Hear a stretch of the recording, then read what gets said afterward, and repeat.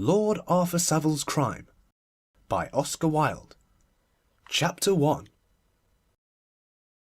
It was Lady Windermere's last reception before Easter, and Bentinck House was even more crowded than usual. 6 Cabinet Ministers had come on from the Speaker's levee in their stars and ribands. All the pretty women wore their smartest dresses, and at the end of the picture gallery stood the Princess Sophia of Karlsruhe, a heavy, Tartar-looking lady with tiny black eyes and wonderful emeralds, talking bad French at the top of her voice, and laughing immoderately at everything that was said to her. It was certainly a wonderful medley of people. Gorgeous peeresses chatted affably to violent radicals. Popular preachers brushed coat-tails with eminent sceptics. A perfect bevy of bishops kept following a stout prima donna from room to room. On the staircase stood several royal academicians disguised as artists, and it was said that at one time the supper-room was absolutely crammed with geniuses. In fact, it was one of Lady Windermere's best nights, and the Princess stayed till nearly 11:30. As soon as she had gone, Lady Windermere returned to the picture gallery, where a celebrated political economist was solemnly explaining the scientific theory of music to an indignant virtuoso from Hungary, and began to talk to the Duchess of Paisley. She looked wonderfully beautiful with her grand ivory throat, her large blue forget-me-not eyes, and her heavy coils of golden hair, or pearl they were, not that pale straw colour that nowadays usurps the gracious name of gold, but such gold as is woven into sunbeams or hidden in strange amber, and they gave to her face something of the frame of a saint, with not a little of the fascination of a sinner. She was a curious psychological study. Early in life she had discovered the important truth that nothing looks so like innocence as an indiscretion, and by a series of reckless escapades, half of them were quite harmless, she had acquired all the privileges of a personality. She had more than once changed her husband.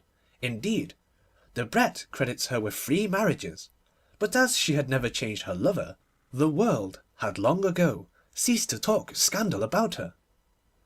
She was now 40 years of age, childless, and with that inordinate passion for pleasure which is the secret of remaining young. Suddenly she looked eagerly round the room, and said in her clear contralto voice, "Where is my chiromantist?" "Your what, Gladys?" exclaimed the Duchess, giving an involuntary start.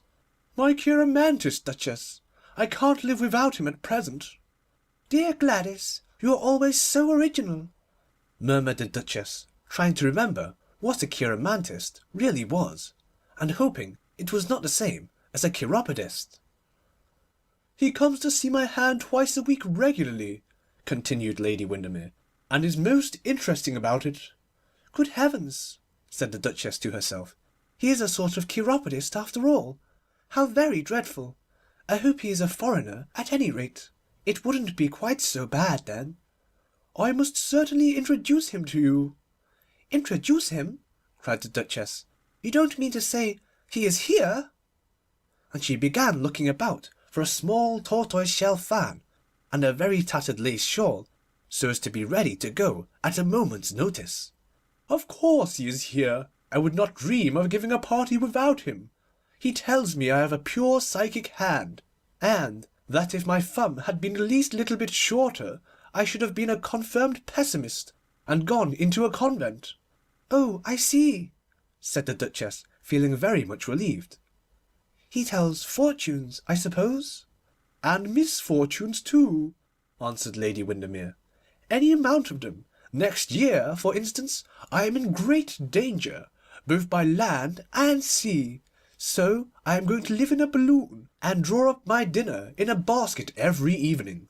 It is all written down on my little finger, or on the palm of my hand, I forget which." "But surely that is tempting Providence, Gladys." "My dear Duchess, surely Providence can resist temptation by this time. I think every one should have their hands told once a month, so as to know what not to do.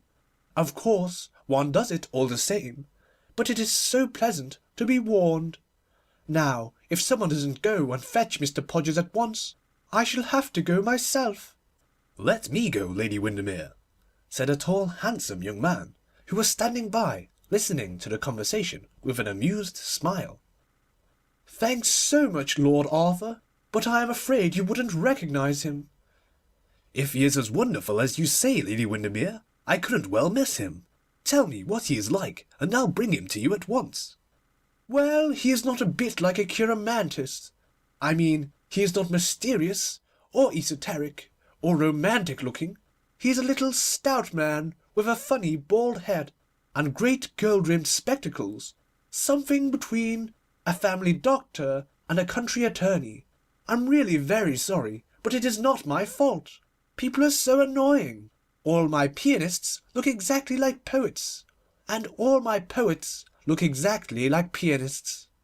And I remember last season asking a most dreadful conspirator to dinner, a man who had blown up ever so many people, and always wore a coat of mail, and carried a dagger up his shirt-sleeve. And do you know that when he came he looked just like a nice old clergyman, and cracked jokes all the evening. Of course he was very amusing, but I was awfully disappointed, and when I asked him about the coat of mail, he only laughed, and said it was far too cold to wear in England. Ah, here is Mr. Podgers. Now, Mr. Podgers, I want you to tell the Duchess of Paisley's hand. Duchess, you must take your glove off. No, not the left hand, the other." "Dear Gladys, I really don't think it is quite right," said the Duchess, feebly unbuttoning a rather soiled kid glove. "Nothing interesting ever is," said Lady Windermere. "On a fait le monde ainsi. But I must introduce you. Duchess, this is Mr. Podgers, my pet cheiromantist. Mr. Podgers, this is the Duchess of Paisley, and if you say that she has a larger mountain of the moon than I have, I will never believe in you again." "I am sure, Gladys, there is nothing of the kind in my hand," said the Duchess gravely. "Your Grace is quite right," said Mr. Podgers, glancing at the little fat hand with its short square fingers. "The mountain of the moon is not developed. The line of life, however, is excellent. Kindly bend the wrist. Thank you. 3 distinct lines on the rascette. You will live to a great age, Duchess, and be extremely happy. Ambition very moderate. Line of intellect not exaggerated. Line of heart—" "Now do be indiscreet, Mr. Podgers," cried Lady Windermere. "Nothing would give me greater pleasure," said Mr. Podgers, bowing, "if the Duchess ever had been, but I am sorry to say that I see great permanence of affection combined with a strong sense of duty." "Pray go on, Mr. Podgers," said the Duchess, looking quite pleased. "Economy is not the least of your Grace's virtues," continued Mr. Podgers, and Lady Windermere went off into fits of laughter. "Economy is a very good thing," remarked the Duchess complacently. "When I married Paisley he had 11 castles, and not a single house fit to live in, and now he has 12 houses, and not a single castle," cried Lady Windermere. "Well, my dear," said the Duchess, "I like—" "Comfort," said Mr. Podgers, "and modern improvements, and hot water laid on in every bedroom. Your Grace is quite right. Comfort is the only thing our civilization can give us." "You have told the Duchess's character admirably, Mr. Podgers, and now you must tell Lady Flora's."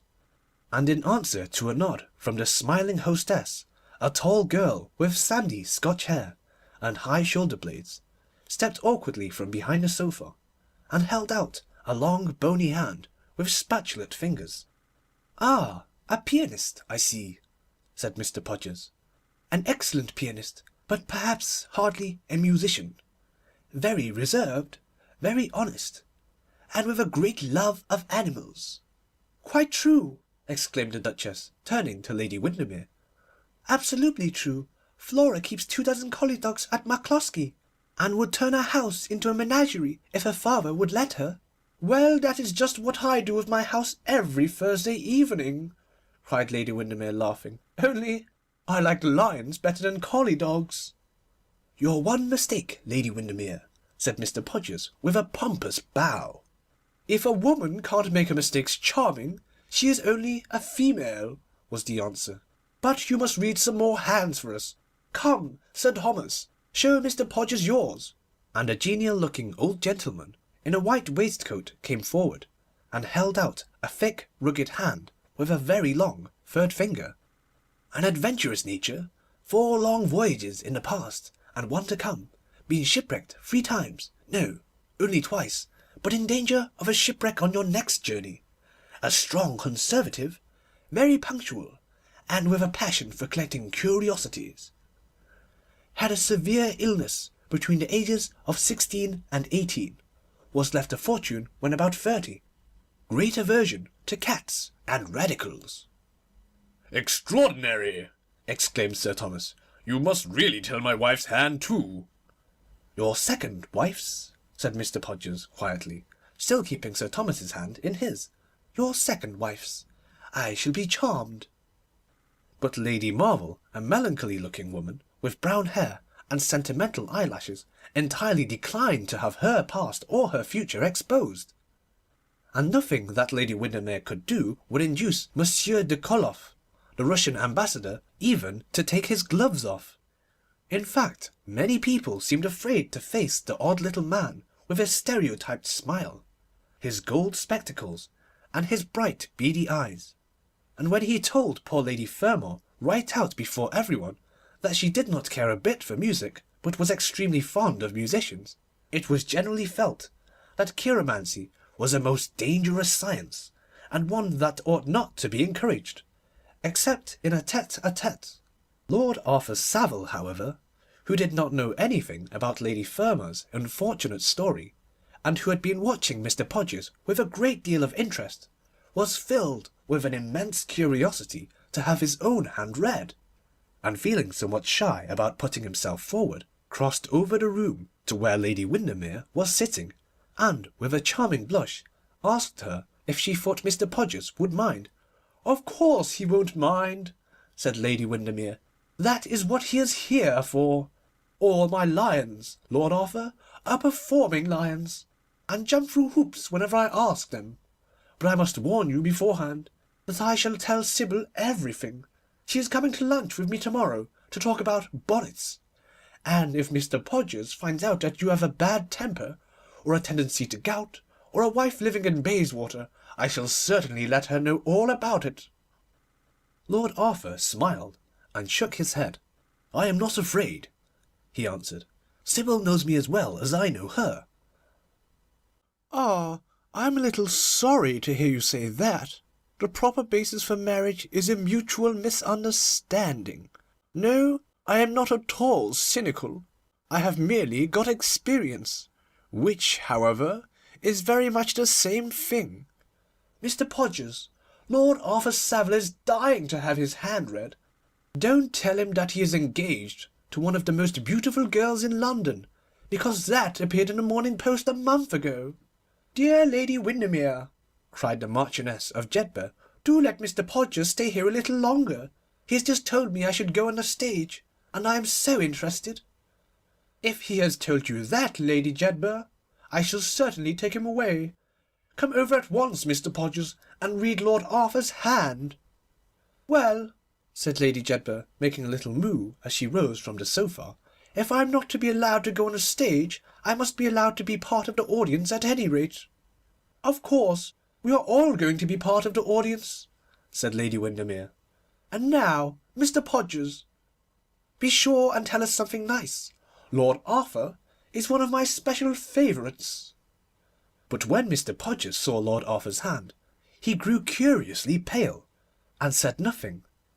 A shudder seemed to pass through him, and his great bushy eyebrows twitched convulsively in an odd, irritating way they had when he was puzzled. Then some huge beads of perspiration broke out on his yellow forehead like a poisonous dew, and his fat fingers grew cold and clammy. Lord Arthur did not fail to notice these strange signs of agitation. For the first time in his life he himself felt fear. His impulse was to rush from the room, but he restrained himself. It was better to know the worst, whatever it was, than to be left in this hideous uncertainty. "I am waiting, Mr. Podgers," he said. "We are all waiting," cried Lady Windermere, in her quick, impatient manner. But the cheiromantist made no reply.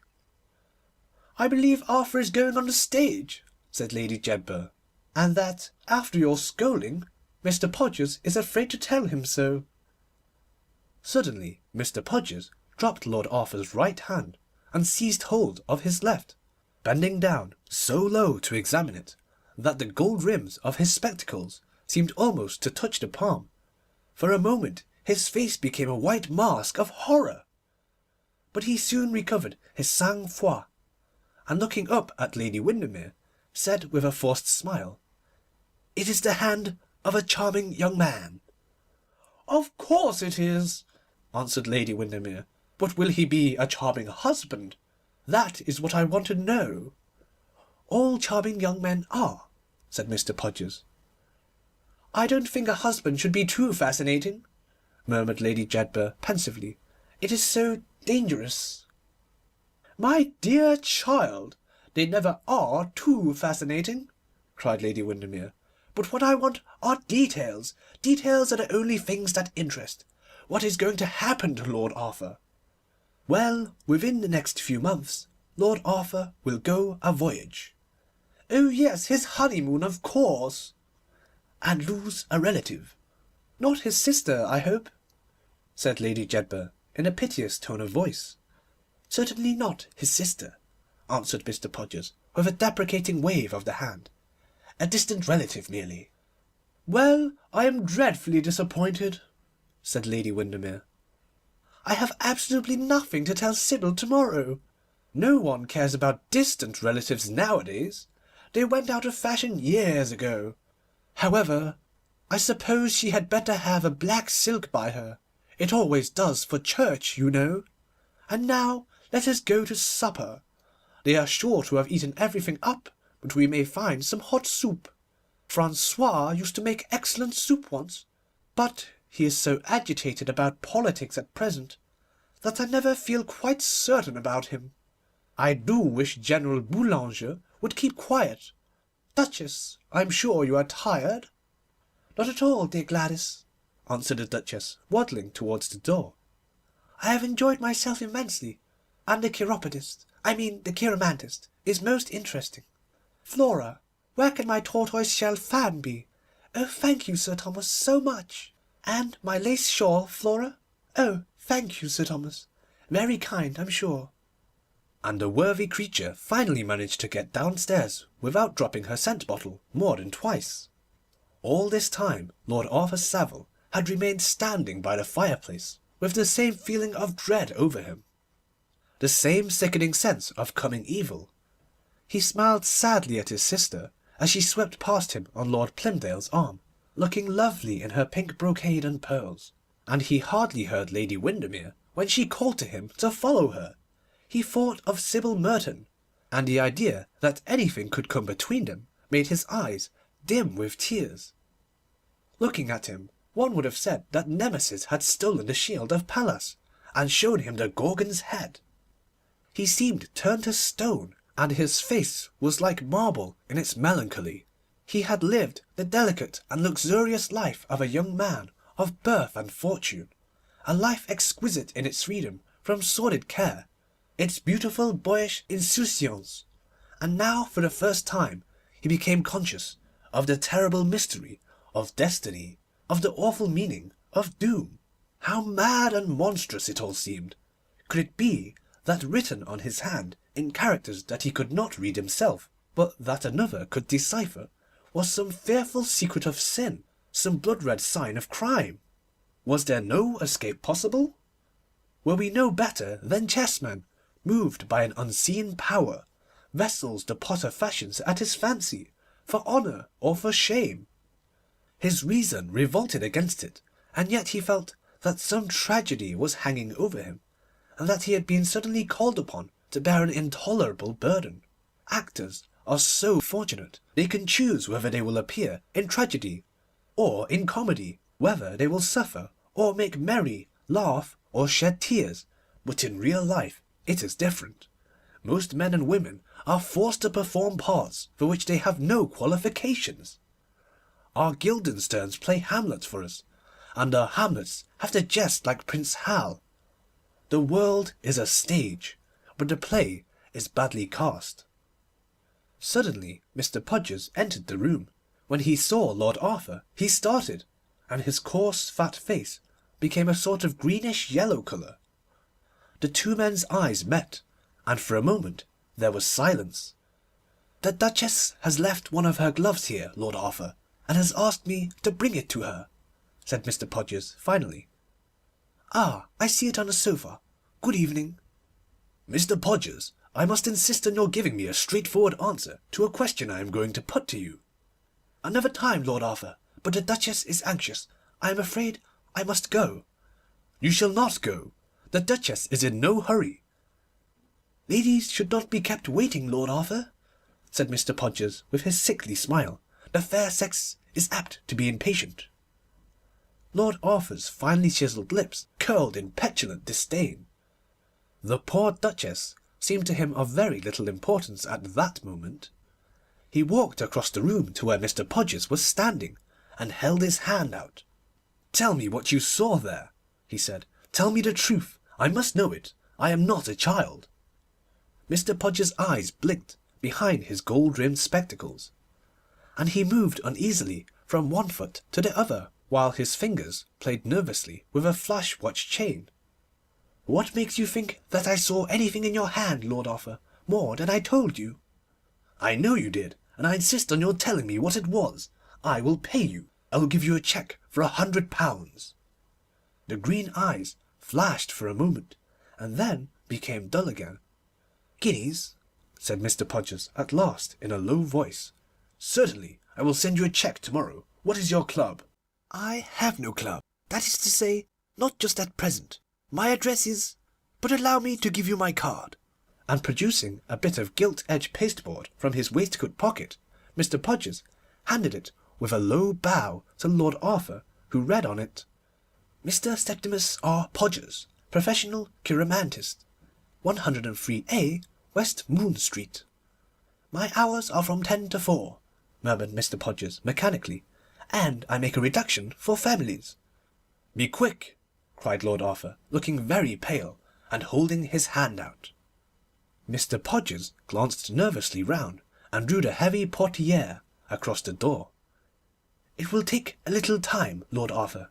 You had better sit down." "Be quick, sir," cried Lord Arthur again, stamping his foot angrily on the polished floor. Mr. Podgers smiled, drew from his breast pocket a small magnifying glass, and wiped it carefully with his handkerchief. "I am quite ready," he said. Chapter 2. 10 minutes later, with face blanched by terror and eyes wild with grief, Lord Arthur Savile rushed from Bentinck House, crushing his way through the crowd of fur-coated footmen that stood round the large striped awning, and seemed not to see or hear anything. The night was bitter cold, and the gas lamps round the square flared and flickered in the keen wind, but his hands were hot with fever, and his forehead burned like fire. On and on he went, almost with the gait of a drunken man. A policeman looked curiously at him as he passed, and a beggar, who slouched from an archway to ask for alms, grew frightened, seeing misery greater than his own. Once he stopped under a lamp and looked at his hands. He thought he could detect the stain of blood already upon them, and a faint cry broke from his trembling lips. Murder!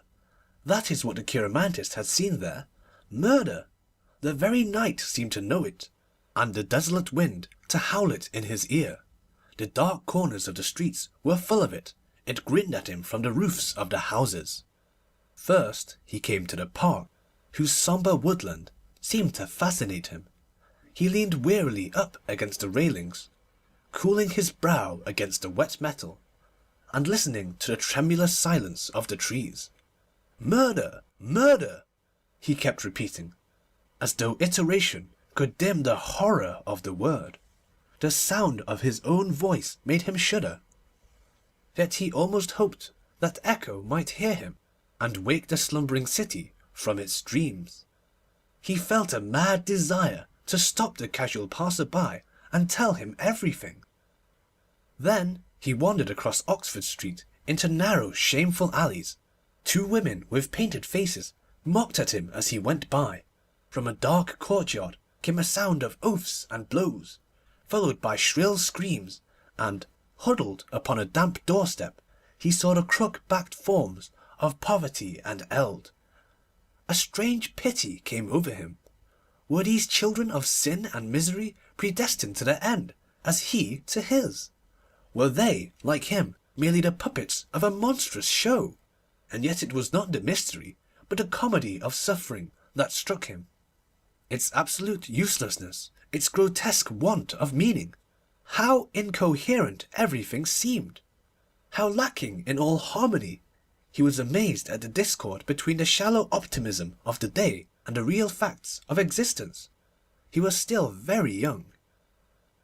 After a time he found himself in front of Marylebone Church.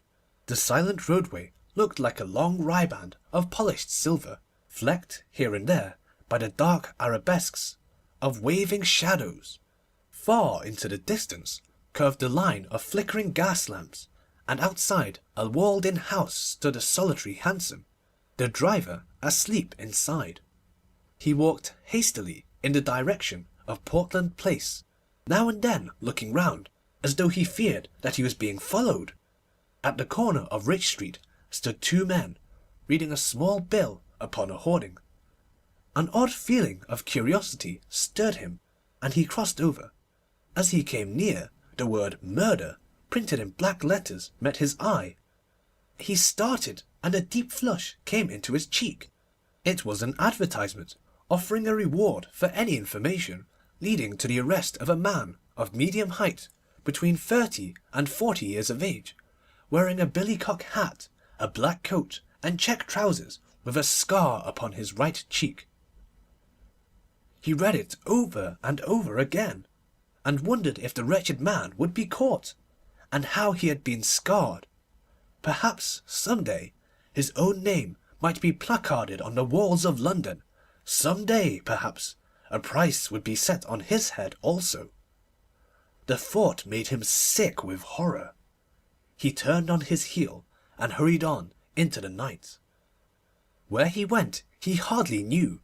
He had a dim memory of wandering through a labyrinth of sordid houses, of being lost in a giant web of sombre streets, and it was bright dawn when he found himself at last in Piccadilly Circus. As he strolled home towards Belgrave Square, he met the great waggons on their way to Covent Garden. The white-smocked carters, with their pleasant sunburnt faces and coarse curly hair, strode sturdily on, cracking their whips, and calling out now and then to each other. On the back of a huge grey horse, the leader of a jangling team, sat a chubby boy with a bunch of primroses in his battered hat, keeping tight hold of the mane with his little hands, and laughing, and the great piles of vegetables looked like masses of jade against the morning sky, like masses of green jade against the pink petals of some marvellous rose. Lord Arthur felt curiously affected. He could not tell why. There was something in the dawn's delicate loveliness that seemed to him inexpressibly pathetic, and he thought of all the days that break in beauty and that set in storm. These rustics, too, with their rough, good-humoured voices and their nonchalant ways, what a strange London they saw! A London free from the sin of night and the smoke of day, a pallid, ghost-like city, a desolate town of tombs. He wondered what they thought of it, and whether they knew anything of its splendour and its shame, of its fierce, fiery-coloured joys and its horrible hunger, of all it makes and mars from morn to eve. Probably it was to them merely a mart where they bought their fruits to sell, and where they tarried for a few hours at most, leaving the streets still silent, the houses still asleep. It gave him pleasure to watch them as they went by, rude as they were, with their heavy hobnailed shoes and their awkward gait, they brought a little of a ready with them. He felt that they had lived with nature, and that she had taught them peace. He envied them all that they did not know. By the time he had reached Belgrave Square, the sky was a faint blue, and the birds were beginning to twitter in the gardens. End of Section 1. Section 2.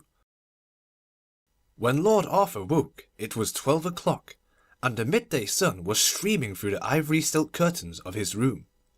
He got up and looked out of the window. A dim haze of heat was hanging over the great city, and the roofs of the houses were like dull silver.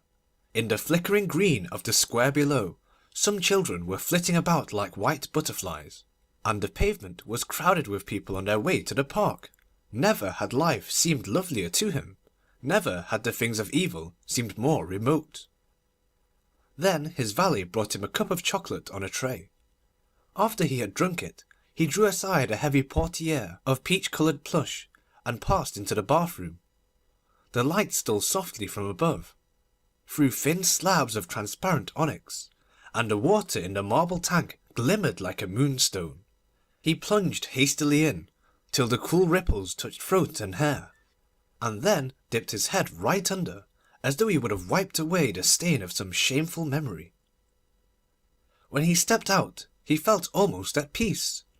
The exquisite physical conditions of the moment had dominated him, as indeed often happens in the case of very finely wrought natures, for the senses, like fire, can purify as well as destroy.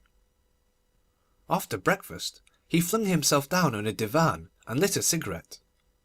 On the mantel-shelf, framed in dainty old brocade, stood a large photograph of Sybil Merton, as he had seen her first at Lady Noel's ball. The small, exquisitely shaped head drooped slightly to one side, as though the thin reed-like throat could hardly bear the burden of so much beauty. The lips were slightly parted, and seemed made for sweet music, and all the tender purity of girlhood looked out in wonder from the dreaming eyes.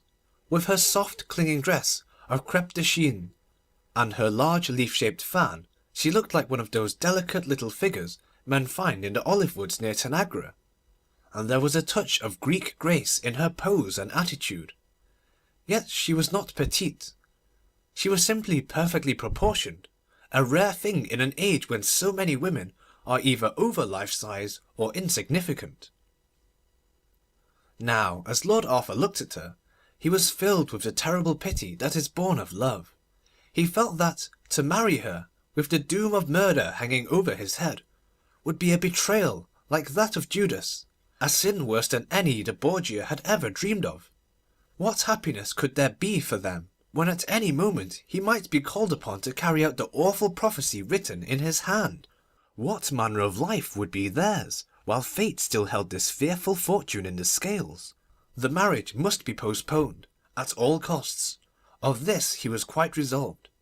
Ardently though he loved the girl, and the mere touch of her fingers, when they sat together, made each nerve of his body thrill with exquisite joy, he recognised none the less clearly where his duty lay, and was fully conscious of the fact that he had no right to marry until he had committed the murder.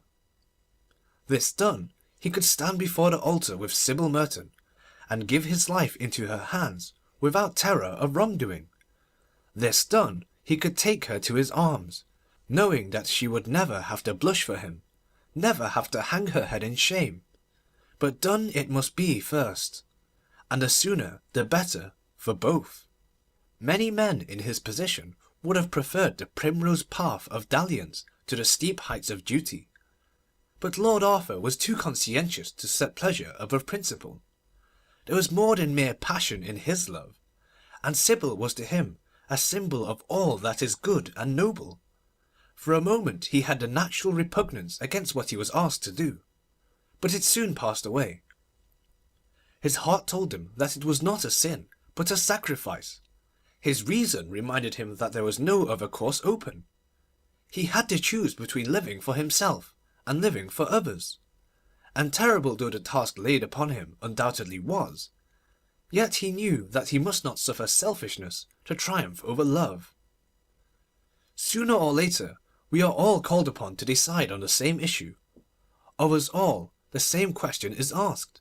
To Lord Arthur it came early in life, before his nature had been spoiled by the calculating cynicism of middle age, or his heart corroded by the shallow, fashionable egotism of our day, and he felt no hesitation about doing his duty. Fortunately also for him, he was no mere dreamer or idle dilettante. Had he been so, he would have hesitated, like Hamlet, and let irresolution mar his purpose. But he was essentially practical. Life to him meant action, rather than thought. He had that rarest of all things, common sense. The wild, turbid feelings of the previous night had by this time completely passed away, and it was almost with a sense of shame that he looked back upon his mad wanderings from street to street, his fierce emotional agony. The very sincerity of his sufferings made them seem unreal to him now. He wondered how he could have been so foolish as to rant and rave about the inevitable. The only question that seemed to trouble him was, whom to make away with, for he was not blind to the fact that murder, like the religions of the pagan world, requires a victim as well as a priest. Not being a genius, he had no enemies, and indeed he felt that this was not the time for the gratification of any personal pique or dislike, the mission in which he was engaged being one of great and grave solemnity. He accordingly made out a list of his friends and relatives on a sheet of notepaper, and after careful consideration decided in favour of Lady Clementina Beauchamp, a dear old lady who lived in Curzon Street, and was his own second cousin by his mother's side. He had always been very fond of Lady Clem, as everyone called her, and as he was very wealthy himself, having come into all Lord Rugby's property when he came of age, there was no possibility of his deriving any vulgar monetary advantage by her death. In fact, the more he thought over the matter, the more she seemed to him to be just the right person, and, feeling that any delay would be unfair to Sybil, he determined to make his arrangements at once. The first thing to be done was, of course, to settle with the chiromantist. So he sat down at a small Sheraton writing table that stood near the window, drew a cheque for £105, payable to the order of Mr. Septimus Podgers, and, enclosing it in an envelope, told his valet to take it to West Moon Street. He then telephoned to the stables for his hansom, and dressed to go out. As he was leaving the room, he looked back at Sybil Merton's photograph, and swore that, come what may, he would never let her know what he was doing for her sake, but would keep the secret of his self-sacrifice hidden always in his heart. On his way to the Buckingham, he stopped at a florist's, and sent Sybil a beautiful basket of narcissus, with lovely white petals and staring pheasant's eyes, and, on arriving at the club, went straight to the library, rang the bell, and ordered the waiter to bring him a lemon and soda, and a book on toxicology. He had fully decided that poison was the best means to adopt in this troublesome business. Anything like personal violence was extremely distasteful to him, and besides, he was very anxious not to murder Lady Clementina in any way that might attract public attention, as he hated the idea of being lionised at Lady Windermere's, or seeing his name figuring in the paragraphs of vulgar society newspapers. He had also to think of Sybil's father and mother, who were rather old-fashioned people, and might possibly object to the marriage if there was anything like a scandal, though he felt certain that if he told them the whole facts of the case, they would be the very first to appreciate the motives that had actuated him. He had every reason, then, to decide in favour of poison. It was safe, sure, and quiet, and did away with any necessity for painful scenes to which, like most Englishmen, he had a rooted objection. Of the science of poisons, however, he knew absolutely nothing, and as the waiter seemed quite unable to find anything in the library but Ruff's Guide and Bailey's Magazine, he examined the bookshelves himself, and finally came across a handsomely bound edition of the Pharmacopoeia, and a copy of Erskine's Toxicology, edited by Sir Matthew Reed, the President of the Royal College of Physicians, and one of the oldest members of the Buckingham, having been elected in mistake for somebody else, a contretemps that so enraged the committee that when the real man came up they blackballed him unanimously. Lord Arthur was a good deal puzzled at the technical terms used in both books, and had begun to regret that he had not paid more attention to his classics at Oxford, when in the second volume of Erskine he found a very interesting and complete account of the properties of aconitine, written in fairly clear English. It seemed to him to be exactly the poison he wanted.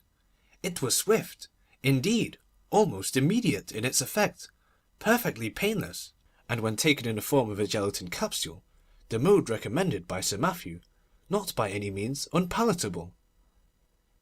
He accordingly made a note upon his shirt cuff of the amount necessary for a fatal dose, put the books back in their places, and strolled up St. James's Street to Pestle and Humby's, the great chemists.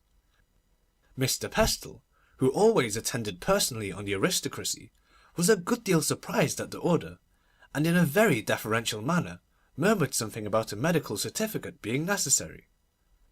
However, as soon as Lord Arthur explained to him that it was for a large Norwegian mastiff that he was obliged to get rid of, as it showed signs of incipient rabies, and had already bitten the coachman twice in the calf of the leg, he expressed himself as being perfectly satisfied, complimented Lord Arthur on his wonderful knowledge of toxicology, and had the prescription made up immediately. Lord Arthur put the capsule into a pretty little silver bonbonniere that he saw in a shop window in Bond Street, threw away Pestle and Humby's ugly pill-box, and drove off at once to Lady Clementina's. "Well, monsieur le mauvais sujet," cried the old lady as he entered the room, "why haven't you been to see me all this time?" "My dear Lady Clem, I never have a moment to myself," said Lord Arthur, smiling. "I suppose you mean that you go out all day long with Miss Sybil Merton, buying chiffons and talking nonsense. I cannot understand why people make such a fuss about being married. In my day we never dreamed of billing and cooing in public, or in private for that matter." "I assure you I have not seen Sybil for 24 hours, Lady Clem. As far as I can make out, she belongs entirely to her milliners." "Of course, that is the only reason you come to see an ugly old woman like myself. I wonder you men don't take warning. On a fait des folies pour moi. And here I am, a poor rheumatic creature, with a false front and a bad temper. Why, if it were not for dear Lady Jansen, who sends me all the worst French novels she can find, I don't think I could get through the day. Doctors are no use at all, except to get fees out of one. They can't even cure my heartburn." "I have brought you a cure for that, Lady Clem," said Lord Arthur gravely. "It is a wonderful thing, invented by an American." "I don't think I like American inventions, Arthur. I am quite sure I don't. I read some American novels lately, and they were quite nonsensical." "Oh, but there is no nonsense at all about this, Lady Clem. I assure you it is a perfect cure. You must promise to try it." And Lord Arthur brought the little box out of his pocket and handed it to her. "Well, the box is charming, Arthur. Is it really a present?" "That is very sweet of you. And is this the wonderful medicine? It looks like a bonbon. I'll take it at once." "Good heavens, Lady Clem!" cried Lord Arthur, catching hold of her hand. "You mustn't do anything of the kind. It is a homoeopathic medicine, and if you take it without having heartburn, it might do you no end of harm. Wait till you have an attack, and take it then. You will be astonished at the result." "I should like to take it now," said Lady Clementina, holding up to the light the little transparent capsule with its floating bubble of liquid aconitine. "I am sure it is delicious. The fact is that, though I hate doctors, I love medicines. However, I'll keep it till my next attack." "And when will that be?" asked Lord Arthur eagerly. "Will it be soon?" "I hope not for a week. I had a very bad time yesterday morning with it, but one never knows." "You are sure to have one before the end of the month, then, Lady Clem?" "I am afraid so. But how sympathetic you are to-day, Arthur. Really, Sybil has done you a great deal of good, and now you must run away, for I am dining with some very dull people, who won't talk scandal, and I know that if I don't get my sleep now, I shall never be able to keep awake during dinner. Good-bye, Arthur. Give my love to Sybil, and thank you so much for the American medicine." "You won't forget to take it, Lady Clem, will you?" said Lord Arthur, rising from his seat. "Of course I won't, you silly boy. I think it is most kind of you to think of me, and I shall write and tell you if I want any more." Lord Arthur left the house in high spirits, and with a feeling of immense relief. That night he had an interview with Sybil Merton.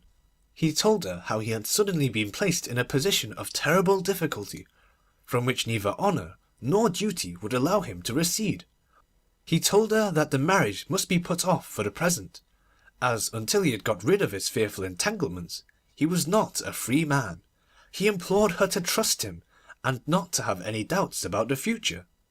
Everything would come right, but patience was necessary.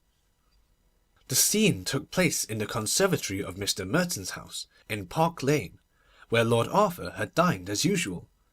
Sybil had never seemed more happy, and for a moment Lord Arthur had been tempted to play the coward's part, to write to Lady Clementina for the pill, and to let the marriage go on as if there was no such person as Mr. Podgers in the world. His better nature, however, soon asserted itself, and even when Sybil flung herself weeping into his arms, he did not falter. The beauty that stirred his senses had touched his conscience also. He felt that to wreck so fair a life for the sake of a few months' pleasure would be a wrong thing to do.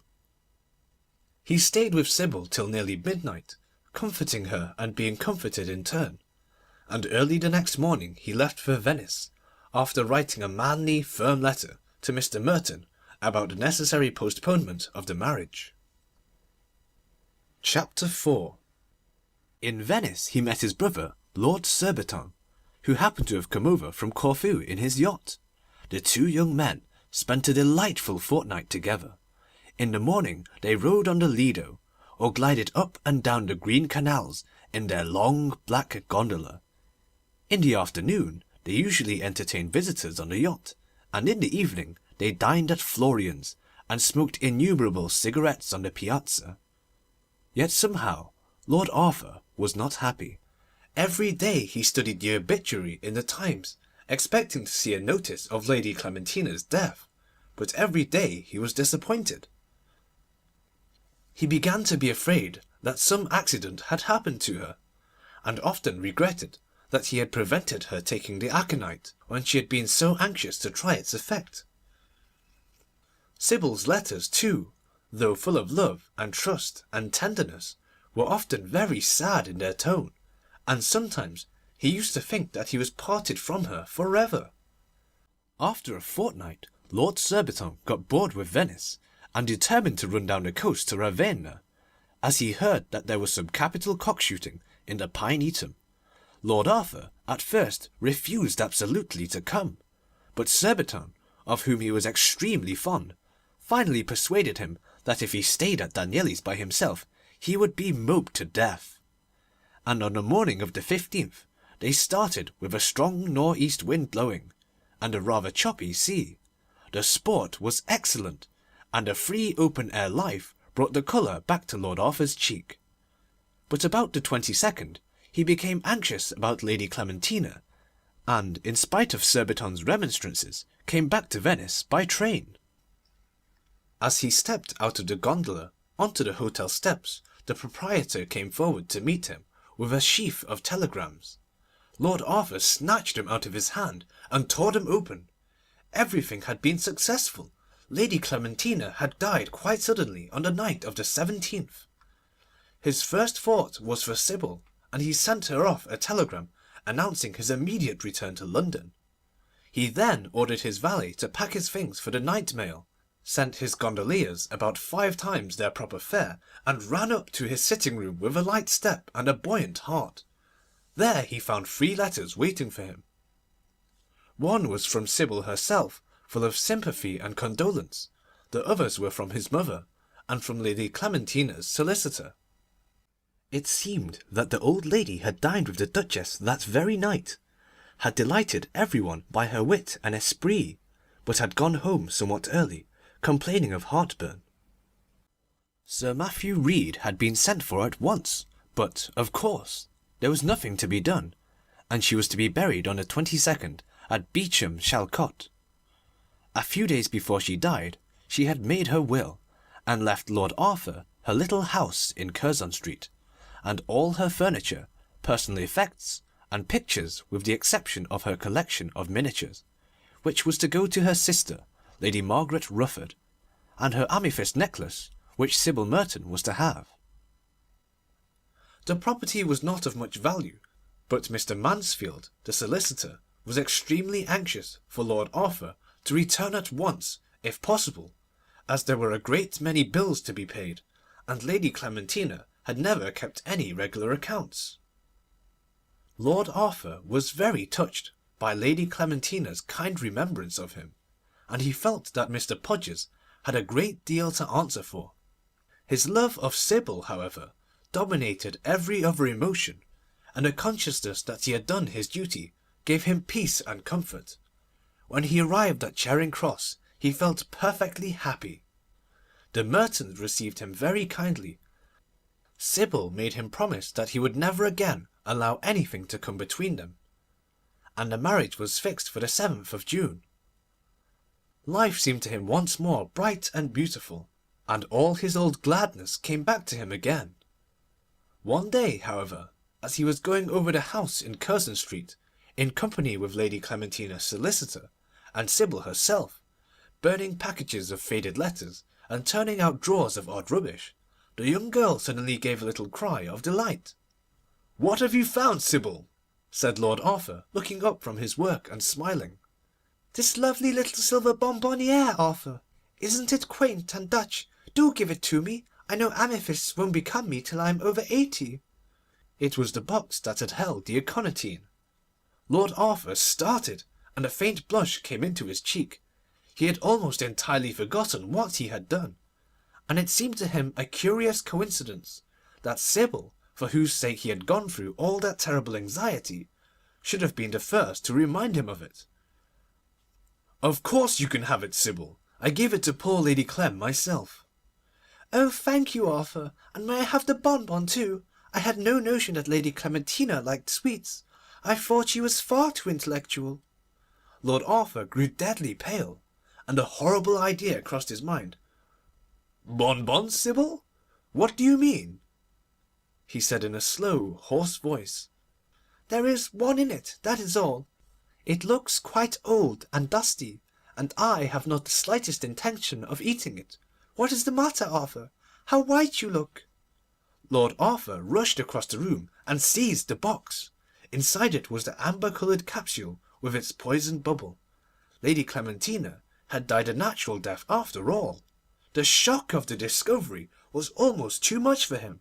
He flung the capsule into the fire and sank on the sofa with a cry of despair. End of Section 2. Section 3. Chapter 5.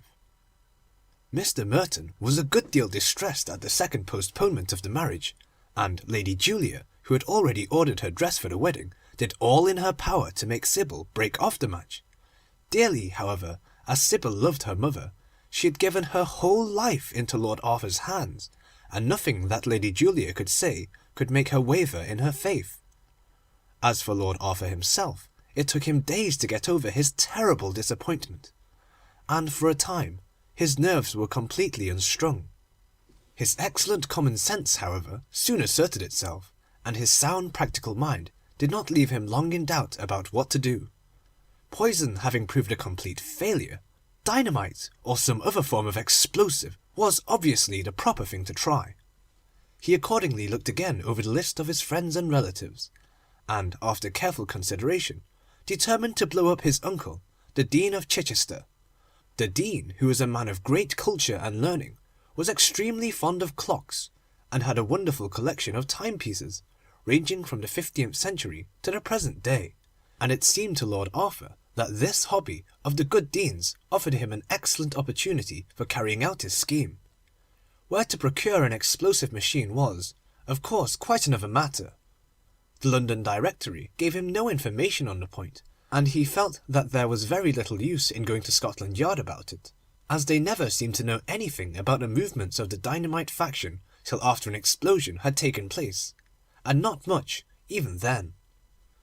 Suddenly he thought of his friend Ruvalov, a young Russian of very revolutionary tendencies, whom he had met at Lady Windermere's in the winter. Count Ruvalov was supposed to be writing a life of Peter the Great, and to have come over to England for the purpose of studying the documents relating to that Tsar's residence in this country as a ship carpenter. But it was generally suspected that he was a Nihilist agent, and there was no doubt that the Russian embassy did not look with any favour upon his presence in London. Lord Arthur felt that he was just the man for his purpose, and drove down one morning to his lodgings in Bloomsbury to ask his advice and assistance. "So you're taking up politics seriously?" said Count Rouvaloff, when Lord Arthur had told him the object of his mission.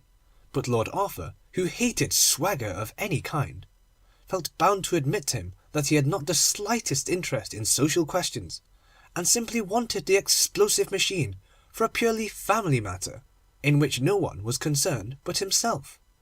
Count Rouvaloff looked at him for some moments in amazement, and then, seeing that he was quite serious, wrote an address on a piece of paper, initialled it, and handed it to him across the table. "Scotland Yard would give a good deal to know this address, my dear fellow." "They shan't have it," cried Lord Arthur, laughing, and after shaking the young Russian warmly by the hand, he ran downstairs, examined the paper, and told the coachman to drive to Soho Square. There he dismissed him, and strolled down Greek Street till he came to a place called Bale's Court. He passed under the archway, and found himself in a curious cul-de-sac that was apparently occupied by a French laundry, as a perfect network of clothes-lines was stretched across from house to house, and there was a flutter of white linen in the morning air. He walked right to the end, and knocked at a little green house. After some delay, during which every window in the court became a blurred mass of peering faces, the door was opened by a rather rough-looking foreigner, who asked him in very bad English what his business was. Lord Arthur handed him the paper Count Rouvaloff had given him. When the man saw it, he bowed, and invited Lord Arthur into a very shabby front parlour on the ground floor, and in a few moments Herr Winkelkopf, as he was called in England, bustled into the room with a very wine-stained napkin round his neck and a fork in his left hand. "Count Rouvaloff has given me an introduction to you," said Lord Arthur, bowing, "and I am anxious to have a short interview with you on a matter of business. My name is Smith, Mr. Robert Smith, and I want you to supply me with an explosive clock." "Charmed to meet you, Lord Arthur," said the genial little German, laughing. "Don't look so alarmed. It is my duty to know everybody, and I remember seeing you one evening at Lady Windermere's. I hope her ladyship is quite well. Do you mind sitting with me while I finish my breakfast? There is an excellent pâté, and my friends are kind enough to say that my Rhine wine is better than any they get at the German embassy." And before Lord Arthur had got over his surprise at being recognised, he found himself seated in the back room, sipping the most delicious Marco Brunner out of a pale yellow hock glass marked with the imperial monogram, and chatting in the friendliest manner possible to the famous conspirator. "Explosive clocks," said Herr Winkelkopf, "are not very good things for foreign exportation, as even if they succeed in passing the custom house, the train service is so irregular that they usually go off before they have reached their proper destination. If, however, you want one for home use, I can supply you with an excellent article, and guarantee that you will be satisfied with the result. May I ask for whom it is intended?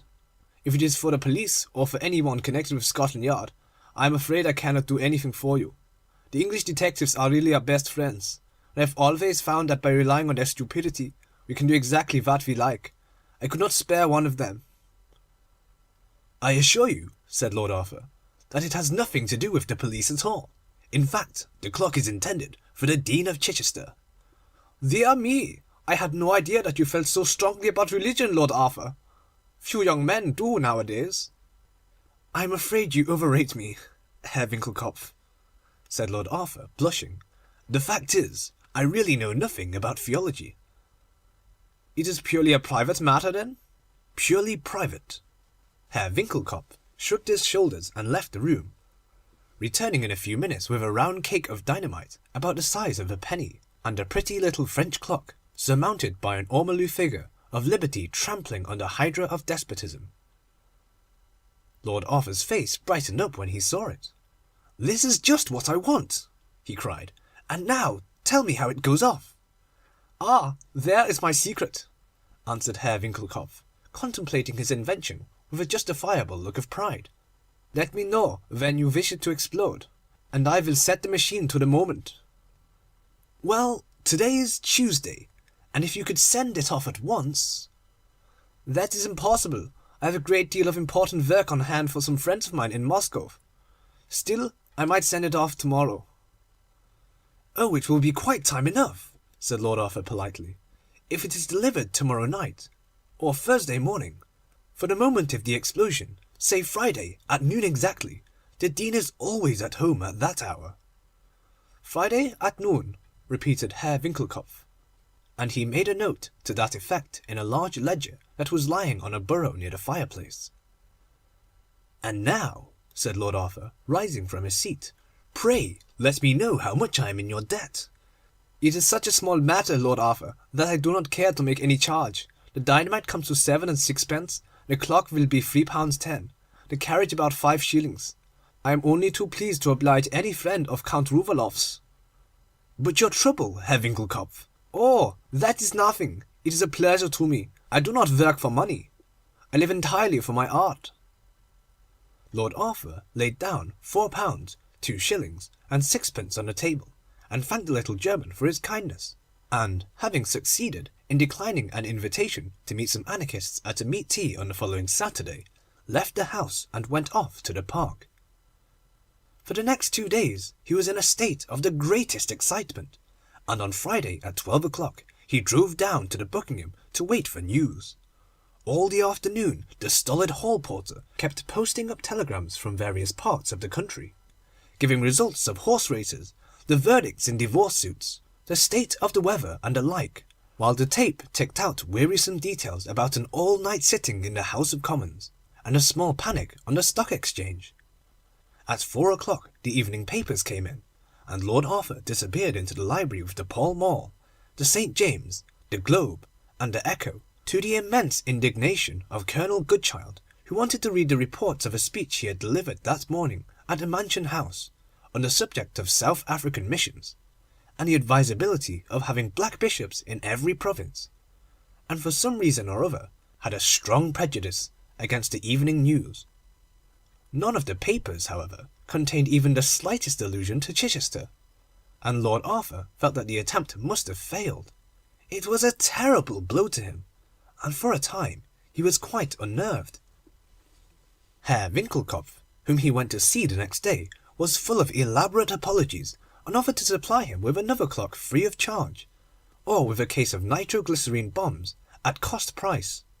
But he had lost all faith in explosives, and Herr Winckelkopf himself acknowledged that everything is so adulterated nowadays that even dynamite can hardly be got in a pure condition.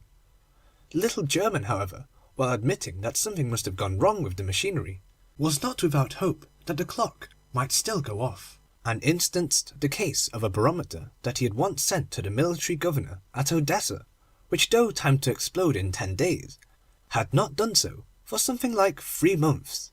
It was quite true that when it did go off, it merely succeeded in blowing a housemaid to atoms, the governor having gone out of town 6 weeks before. But at least it showed that dynamite, as a destructive force, was, when under the control of machinery, a powerful, though a somewhat unpunctual agent. Lord Arthur was a little consoled by this reflection, but even here he was destined to disappointment, for 2 days afterwards, as he was going upstairs, the Duchess called him into her boudoir and showed him a letter she had just received from the Deanery. "Jane writes charming letters," said the Duchess. "You must really read her last. It is quite as good as the novels Moody sends us." Lord Arthur seized the letter from her hand. It ran as follows: "The Deanery, Chichester, the 27th of May. My dearest aunt, thank you so much for the flannel for the Dorcas Society, and also for the gingham. I quite agree with you that it is nonsense their wanting to wear pretty things, but everybody is so radical and irreligious nowadays that it is difficult to make them see that they should not try and dress like the upper classes. I am sure I don't know what we are coming to. As Papa has often said in his sermons, we live in an age of unbelief. We have had great fun over a clock that an unknown admirer sent Papa last Thursday. It arrived in a wooden box from London, carriage paid, and Papa feels it must have been sent by someone who had read his remarkable sermon, Is Licence Liberty? For on the top of the clock was a figure of a woman, with what Papa said was the cap of liberty on her head. I didn't think it very becoming myself, but Papa said it was historical, so I suppose it is all right. Parker unpacked it, and Papa put it on the mantelpiece in the library, and we were all sitting there on Friday morning, when just as the clock struck 12, we heard a whirring noise. A little puff of smoke came from the pedestal of the figure, and the goddess of liberty fell off and broke her nose on the fender. Maria was quite alarmed, but it looked so ridiculous that James and I went off into fits of laughter, and even Papa was amused.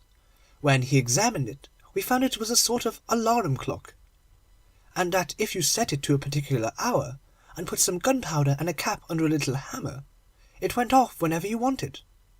Papa said it must not remain in the library, as it made a noise. Sir Reggie carried it away to the schoolroom, and does nothing but have small explosions all day long. Do you think Arthur would like one as a wedding present? I suppose they are quite fashionable in London. Papa says they should do a great deal of good, as they show that liberty can't last, but must fall down. Papa says liberty was invented at the time of the French Revolution. How awful it seems! I have now to go to the Dorcas, where I will read them your most instructive letter. How true, dear aunt, your idea is, that in their rank of life they should wear what is unbecoming. I must say it is absurd, their anxiety about dress, when there are so many more important things in this world, and in the next. I am so glad your flowered poplin turned out so well, and that your lace was not torn.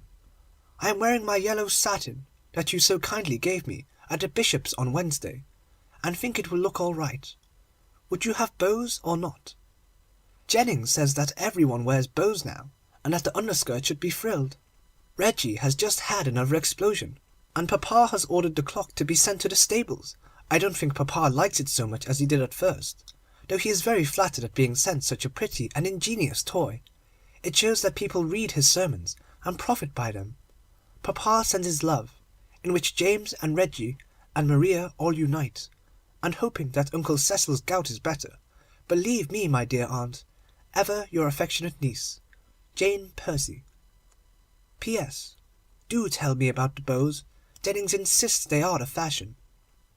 Lord Arthur looked so serious and unhappy over the letter that the Duchess went into fits of laughter. "My dear Arthur," she cried, "I shall never show you a young lady's letter again. But what shall I say about the clock? I think it is a capital invention, and I should like to have one myself." "I don't think much of them," said Lord Arthur, with a sad smile, and, after kissing his mother, he left the room. When he got upstairs, he flung himself on a sofa, and his eyes filled with tears. He had done his best to commit this murder, but on both occasions he had failed, and through no fault of his own. He had tried to do his duty, but it seemed as if destiny herself had turned traitor. He was oppressed with the sense of the barrenness of good intentions, of the futility of trying to be fine. Perhaps it would be better to break off the marriage altogether. Sybil would suffer, it is true, but suffering could not really mar a nature so noble as hers. As for himself, what did it matter? There is always some war in which a man can die, some cause to which a man can give his life, and as life had no pleasure for him, so death had no terror. Let destiny work out his doom. He would not stir to help her. At 7:30 he dressed and went down to the club. Surbiton was there with a party of young men, and he was obliged to dine with them. Their trivial conversation and idle jests did not interest him, and as soon as coffee was brought he left them, inventing some engagement in order to get away. As he was going out of the club, the hall porter handed him a letter. It was from Herr Winkelkopf, asking him to call down the next evening, and look at an explosive umbrella that went off as soon as it was opened. It was the very latest invention, and had just arrived from Geneva. He tore up the letter into fragments. He had made up his mind not to try any more experiments. Then he wandered down to the Thames Embankment, and sat for hours by the river. The moon peered through a mane of tawny clouds, as if it were a lion's eye, and innumerable stars spangled the hollow vault like gold dust powdered on a purple dome. Now and then a barge swung out into the turbid stream, and floated away with the tide, and the railway signals changed from green to scarlet as the trains ran shrieking across the bridge. After some time 12 o'clock boomed from the tall tower at Westminster, and at each stroke of the sonorous bell the night seemed to tremble. Then the railway lights went out, one solitary lamp left gleaming like a large ruby on a giant mast, and the roar of the city became fainter. At 2 o'clock he got up and strolled towards Blackfriars. How unreal everything looked! How like a strange dream! The houses on the other side of the river seemed built out of darkness. One would have said that silver and shadow had fashioned the world anew. The huge dome of St. Paul's loomed like a bubble through the dusky air. As he approached Cleopatra's Needle, he saw a man leaning over the parapet, and as he came nearer, the man looked up, the gas light falling upon his face. It was Mr. Podgers, the cheiromantist. No one could mistake the fat flabby face, the gold-rimmed spectacles, the sickly feeble smile, the sensual mouth. Lord Arthur stopped. A brilliant idea flashed across him, and he stole softly up behind. In a moment he had seized Mr. Podgers by the legs and flung him into the Thames. There was a coarse oath, a heavy splash, and all was still. Lord Arthur looked anxiously over, but could see nothing of the cheiromantist but a tall hat pirouetting in an eddy of moonlit water. After a time it also sank, and no trace of Mr. Podgers was visible. Once he thought that he caught sight of the bulky misshapen figure striking out for the staircase by the bridge, and a horrible feeling of failure came over him. But it turned out to be merely a reflection, and when the moon shone out from behind a cloud it passed away. At last he seemed to have realised the decree of destiny. He heaved a deep sigh of relief, and Sybil's name came to his lips. "Have you dropped anything, sir?" said a voice behind him suddenly. He turned round and saw a policeman with a bull's-eye lantern. "Nothing of importance, Sergeant," he answered, smiling, and hailing a passing hansom, he jumped in and told the man to drive to Belgrave Square. For the next few days he alternated between hope and fear. There were moments when he almost expected Mr. Podgers to walk into the room, and yet at other times he felt that fate could not be so unjust to him. Twice he went to the cheiromantist's address in West Moon Street, but he could not bring himself to ring the bell. He longed for certainty, and was afraid of it. Finally it came. He was sitting in the smoking room of the club having tea, and listening rather wearily to Surbiton's account of the last comic song at the Gaiety, when the waiter came in with the evening papers. He took up the St. James's, and was listlessly turning over its pages, when this strange heading caught his eye: "Suicide of a cheiromantist." He turned pale with excitement and began to read. The paragraph ran as follows: "Yesterday morning at 7 o'clock the body of Mr. Septimus R. Podgers, the eminent cheiromantist, was washed on shore at Greenwich, just in front of the Ship Hotel. The unfortunate gentleman had been missing for some days, and considerable anxiety for his safety had been felt in cheromantic circles. It is supposed that he committed suicide under the influence of a temporary mental derangement caused by overwork, and the verdict to that effect was returned this afternoon by the coroner's jury. Mr. Podgers had just completed an elaborate treatise on the subject of the human hand that will shortly be published, when it will no doubt attract much attention. The deceased was 65 years of age, and does not seem to have left any relations." Lord Arthur rushed out of the club with the paper still in his hand, to the immense amazement of the hall porter, who tried in vain to stop him, and drove at once to Park Lane. Sybil saw him from the window, and something told her that he was the bearer of good news. She ran down to meet him, and when she saw his face she knew that all was well. "My dear Sybil," cried Lord Arthur, "let us be married to-morrow." "You foolish boy, why the cake is not even ordered," said Sybil, laughing through her tears. Chapter 6. When the wedding took place some 3 weeks later, St. Peter's was crowded with a perfect mob of smart people. The service was read in the most impressive manner by the Dean of Chichester, and everybody agreed that they had never seen a handsomer couple than the bride and bridegroom. They were more than handsome, however. They were happy. Never for a single moment did Lord Arthur regret all that he had suffered for Sybil's sake, while she, on her side, gave him the best things a woman can give to any man: worship, tenderness, and love. For them, romance was not killed by reality. They always felt young. Some years afterwards, when 2 beautiful children had been born to them, Lady Windermere came down on a visit to Alton Priory, a lovely old place that had been the Duke's wedding present to his son. And one afternoon, as she was sitting with Lady Arthur under a lime tree in the garden, watching the little boy and girl as they played up and down the rose walk like fitful sunbeams, she suddenly took her hostess's hand in hers and said, "Are you happy, Sybil?" "Dear Lady Windermere, of course I am very happy. Aren't you?" "I have no time to be happy, Sybil. I always like the last person who is introduced to me, but as a rule, as soon as I know people, I get tired of them."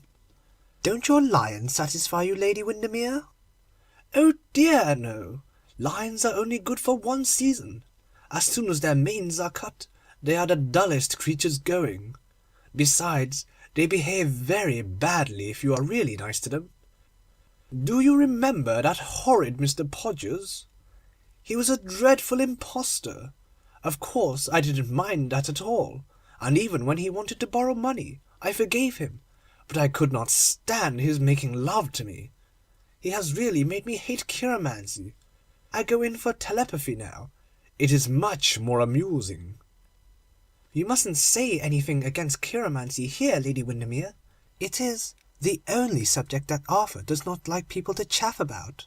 I assure you he is quite serious over it." "You don't mean to say he believes in it, Sybil?" "Ask him, Lady Windermere. Here he is." And Lord Arthur came up the garden with a large bunch of yellow roses in his hand, and his 2 children dancing round him. "Lord Arthur?" "Yes, Lady Windermere." "You don't mean to say that you believe in chiromancy?" "Of course I do," said the young man, smiling. "But why?" "Because I owe it all the happiness of my life," he murmured, throwing himself into a wicker chair. "My dear Lord Arthur, what do you owe to it?" "Sybil," he answered, handing his wife the roses, and looking into her violet eyes. "What nonsense!" cried Lady Windermere. "I have never heard such nonsense in all my life." End of Section 3. End of Lord Arthur Savile's crime